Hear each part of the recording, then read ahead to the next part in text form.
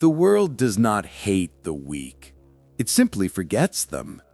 It walks past their kindness, their hesitation, their quiet dreams, and buries them under the weight of those who dared to act. Machiavelli knew this truth centuries ago, that mercy without power is an invitation to vanish. The world, he would say, does not destroy the good, it tests them. And most fail that test because they mistake softness for virtue. But goodness without boundaries is like a candle in the wind, beautiful until it burns out. To survive, one must learn to protect the flame, not worship it. You will be broken by betrayal, by rejection, by your own expectations. But what breaks you is not cruelty, it's innocence, because you still believe the world should play fair. Machiavelli smiles faintly in the dark. The game was never fair. It was only hidden. Yet in that breaking lies a gift, the birth of clarity. When everything you trusted collapses, you finally see what remains unshaken, your will.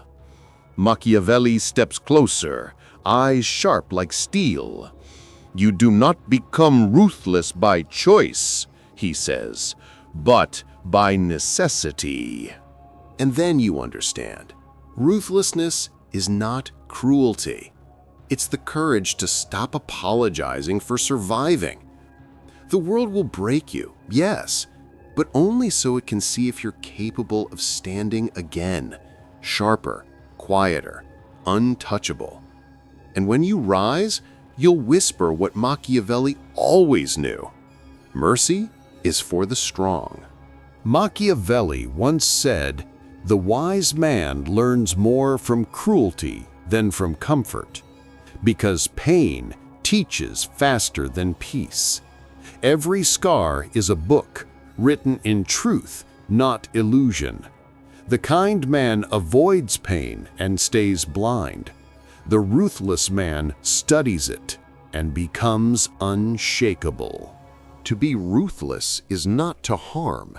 It is to see clearly. It means cutting away the illusions that keep you weak, the illusion that everyone means well, the illusion that truth is always rewarded, the illusion that fairness exists. He looks at the viewer with quiet fire in his eyes. Wisdom begins where comfort ends. True ruthlessness is discipline, the art of choosing reason over reaction. It is when you say nothing while others scream, when you wait while others panic, when you act not from emotion, but from clarity. Machiavelli smiles faintly. The cruelest thing you can do to your enemies is outlast them. Ruthlessness is not born from hate. It's born from understanding. Once you see how fragile people's convictions are, you stop trying to please them. You stop asking for peace, and you start creating it on your own terms. That is not cruelty. That is evolution. And so ruthlessness becomes wisdom, because it teaches you to cut only what's false, to fight only when needed, and to walk away when victory costs your soul. He looks into the distance and says, "The ruthless are not heartless. They just learned how to survive with their eyes open." Machiavelli once wrote, "The man who cannot control his feelings will be controlled by those who can. Anger, pride, guilt, they are the invisible chains that bind the strong."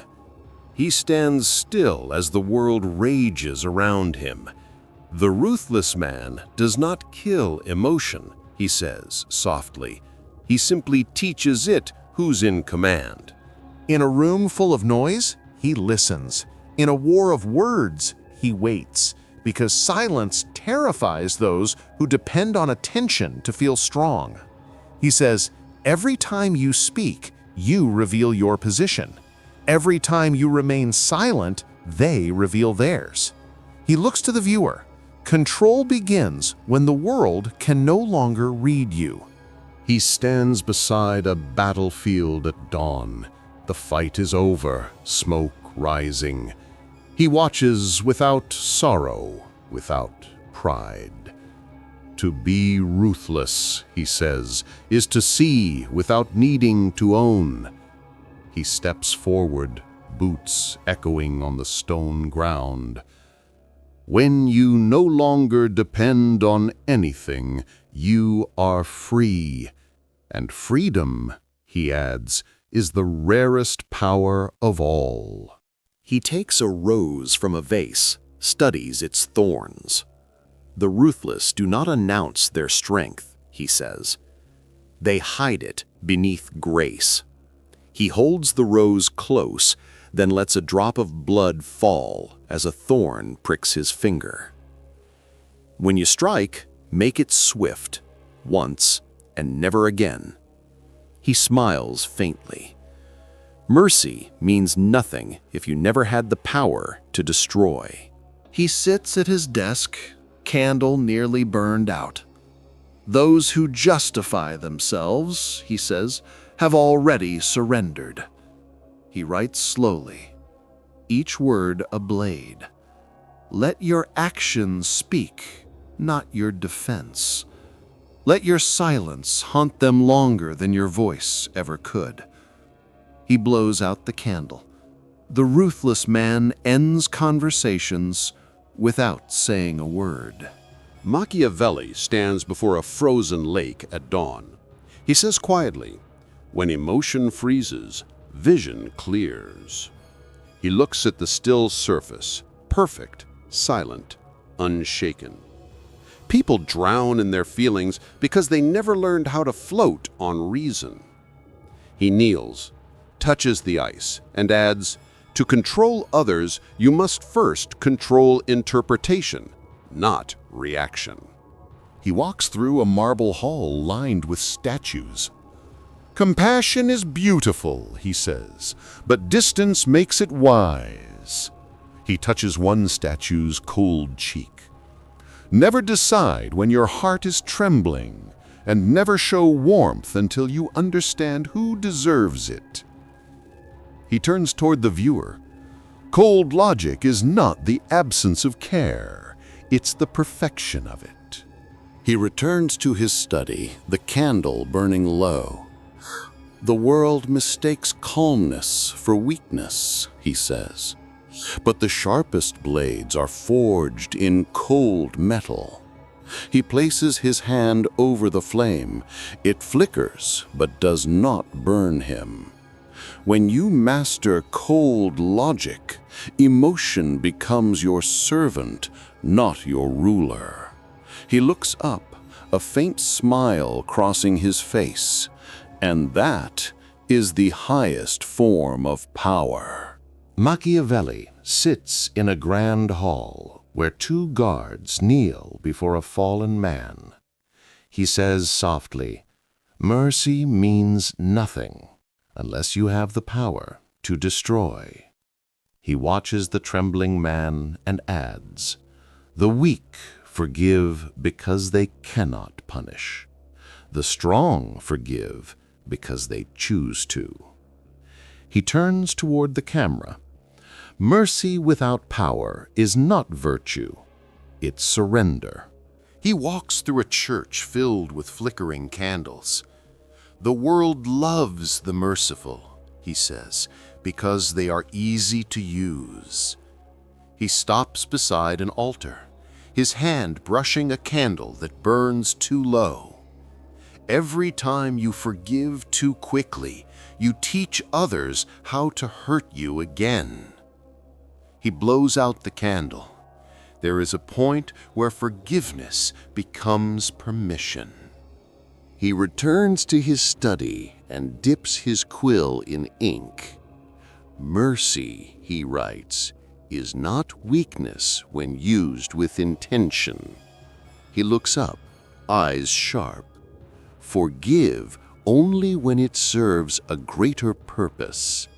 Show compassion to calm the fearful, and kindness to disarm the suspicious. He smiles faintly. The wise use mercy not to please hearts, but to control them. Machiavelli stands before a wall of masks, each one carved from marble, emotionless. He says, "Power never walks naked.